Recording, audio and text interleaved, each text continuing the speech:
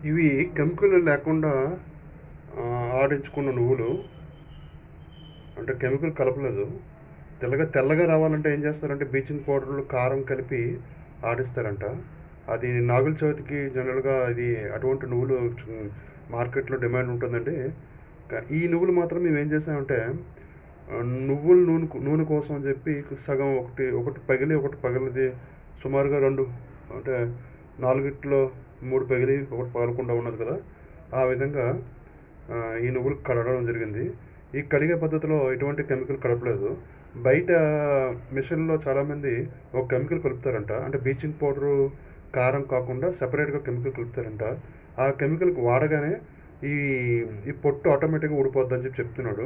అంటే ఈ బ్లీచింగ్, కారం కలిపిన వాడిన కెమికల్‌తో వచ్చిన నువ్వుల కంటే ఆ సెపరేట్‌గా ఏదో కెమికల్ వాడడం వల్ల తెల్లగా వస్తాయి కదా! అది ఇంకా డేంజర్ అని చెప్తున్నాడు.